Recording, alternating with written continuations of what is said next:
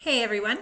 So I wanted to do a quick lecture video for this unit on some of the more applied materials because I know that reading about sexuality theories is not necessarily the most interesting part of it. So I wanted to give you a little bit of a glimpse into how some of those theories are applied today and some of the ways that they are very practical in terms of how we talk about sexuality and even how we enact sexuality. So I will minimize myself here so we can see slides. Oh, and really quickly, before we get into the slides, make myself large again. Before we get into the slides, there are a couple of examples that I'm going to use that involve elements of sexual violence, sexual assault, rape. So quick trigger warning about that. I'm going to give an example of that when we talk about the behavioral theories, as well as when we talk about the social learning theories. So if that's not a good thing for you to hear today, obviously you can come back to it at a later time, or if you just want to skip over those slides. So, all right, so we will get going. So first, we're going to talk about today's applications of key theoretical perspectives, and then we're just going to do a quick overview of some of the important sexuality researchers to know about. If my slides will move, maybe. There we go. All right, so first of all, the behavioral theory. Myself so you can see me. The behavioral theory. As a reminder, and this should sound familiar from intro psych, the behavioral theory is focusing on what we can observe, and it's focusing on operant conditioning, this idea of punishment and reinforcement. A punishment is there was something that was unpleasant, that did not have the desired results. We're less likely to repeat that because it was unpleasant.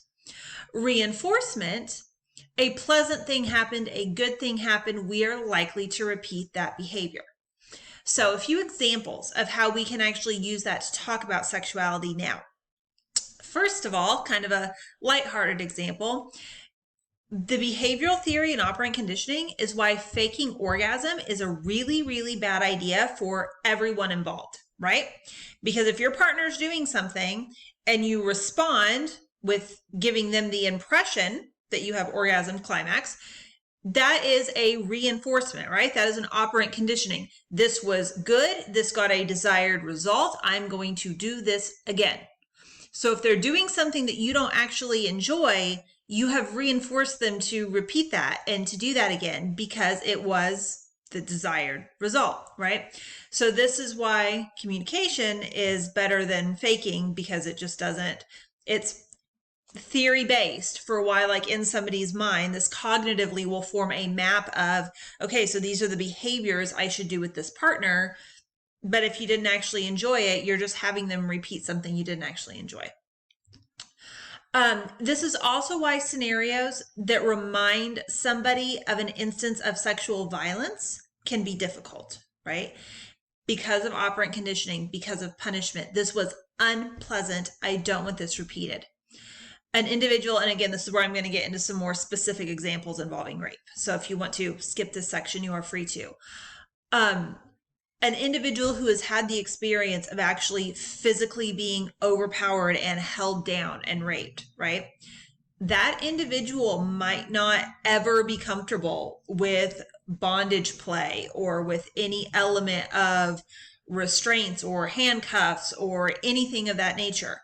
Because that feeling, that sensation of I'm restrained, I can't move, right? What that is recalling is a situation of sexual violence, is an unpleasant situation of something that they do not want to be repeated. It has nothing to do with lack of trust. It has nothing to do with, oh, you're saying that I'm just as bad as the person that did that to you.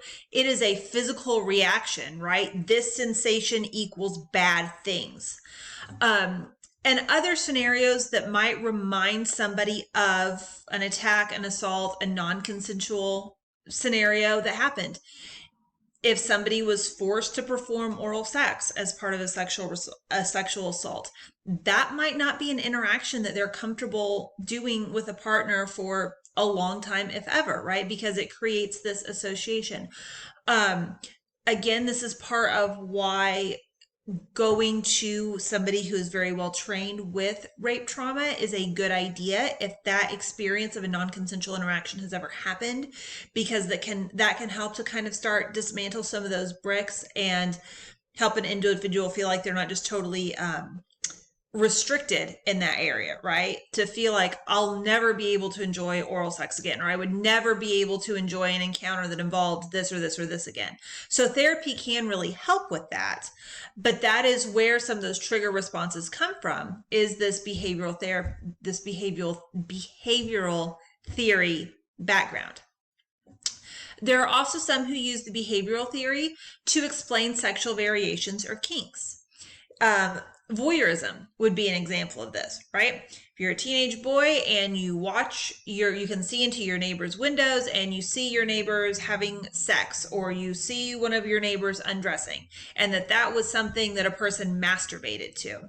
The idea that you've now created this association in your mind that this thing had a pleasurable, pleasant outcome. This thing was good. And so you continue to repeat it.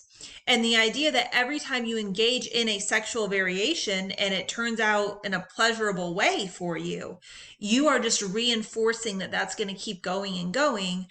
And likely that it's probably going to intensify some way in your expression of this. So again, you're rewarding this thing. And kind of the flip side of that is that there are those who use the behavioral theory to say that this gives us some explanation for premature ejaculation. Some of it is biological, but there's the idea that a lot of times, if you think to an average scenario for a teenage boy who still lives at home with his parents, right?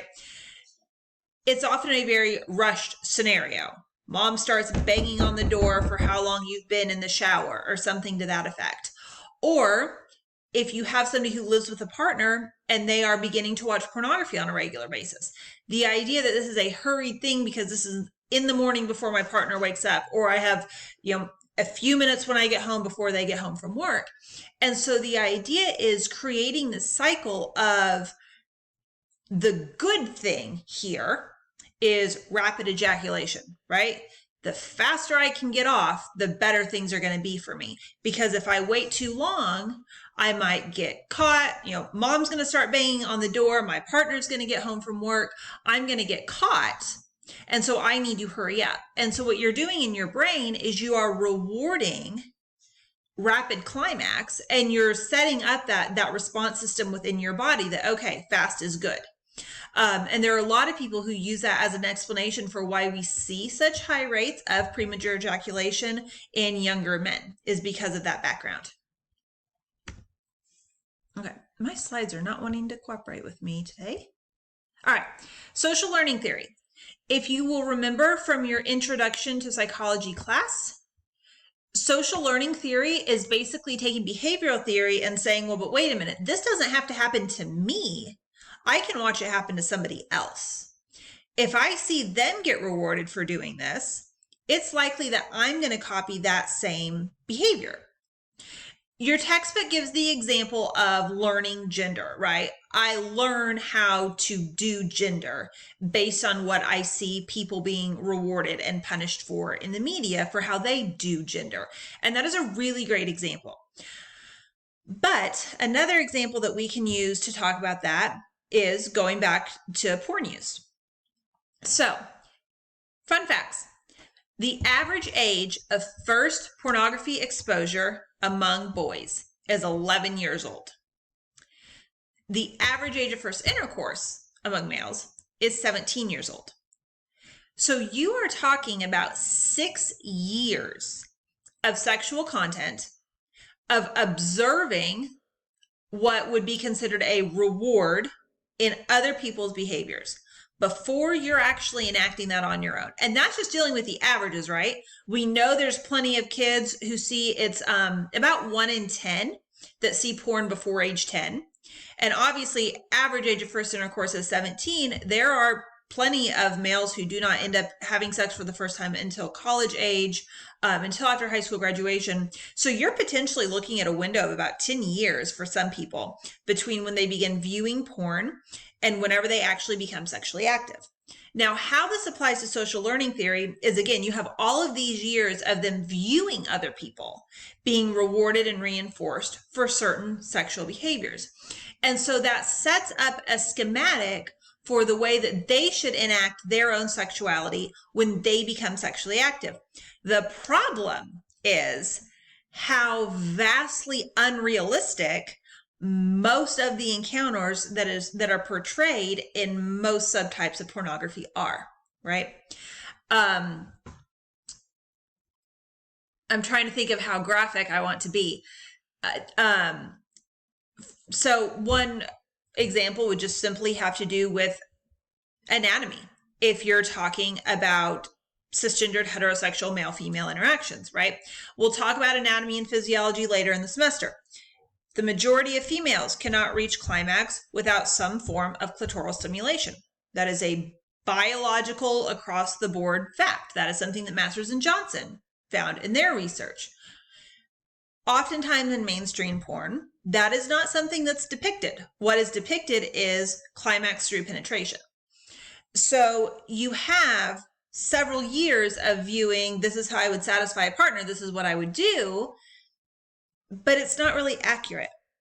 You also tend to have high rates of sexual dominance by males displayed in pornography, right?